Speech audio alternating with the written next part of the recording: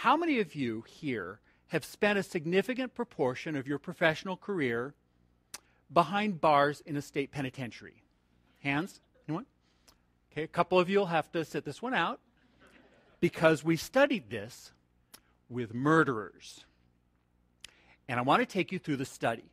So we went into 23 different prisons, mostly in the state of California. Typical prison would have 1,000 inmates.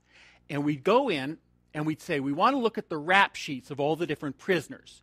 Now, the rap sheets have the crimes that a person's been convicted of. How many different crimes do you think the average inmate in a state penitentiary has been convicted of? 5, 6, 8, 12? It turns out between 6 and 7. Closer to 7 than to 6. Right? Fair number of crimes. Then we would ask to look at the rap sheets of people convicted of murder.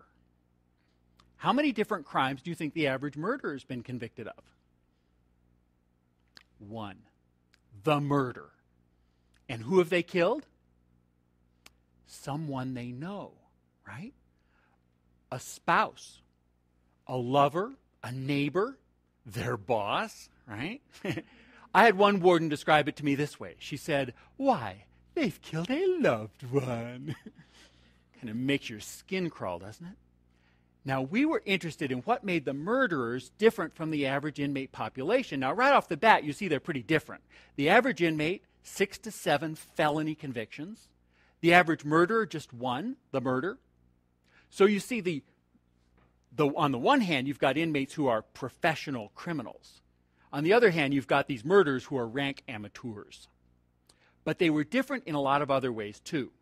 If you were to meet an average inmate out on the street, walking down towards you, you would describe them as self-confident, assured, assertive, right? Willing to ask you for things, like your purse. Oh, yeah.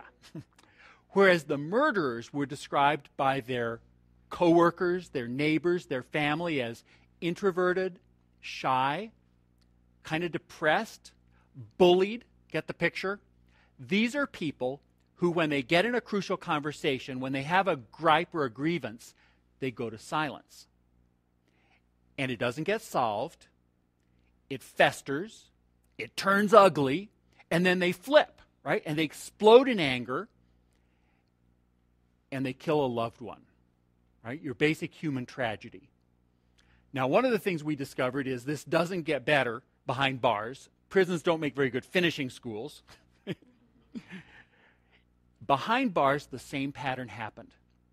The murderers were far more likely than the average inmates to be bullied, to have people steal their mail, steal their magazines.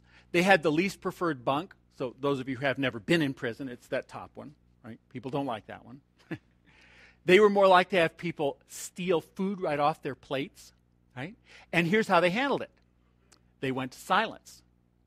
They held it inside. It festered. It turned ugly. And then they exploded in rage at the prisoners around them. And how do you think those prisoners around them handled it? They beat the stuffing out of them, right? And so see how this pattern works for the murderers? Okay, they say nothing. They go to silence. It gets worse. They get frustrated. They get angry. They explode in anger and get beaten up, pounded into the ground. And so the next time they've got a grievance, they go right back to silence. And you get trapped in this cycle. Now, without claiming that you're all a bunch of murderers, I do want to suggest that during a crucial conversation, a lot of us fall into that same pattern. And what I want to say is, it's not our fault. It's a design flaw. Right? So I want to talk about how human beings are designed. So 98% of the time, this is us, right? We're good listeners. We're good communicators. We're logical. We're intelligent. We're even kind of cute, right? But come a crucial conversation, we turn to this guy. We're left to deal with the most complex and challenging conversations of our lives with the same set of skills we'd use to deal with a salivating predator. And it's not our fault.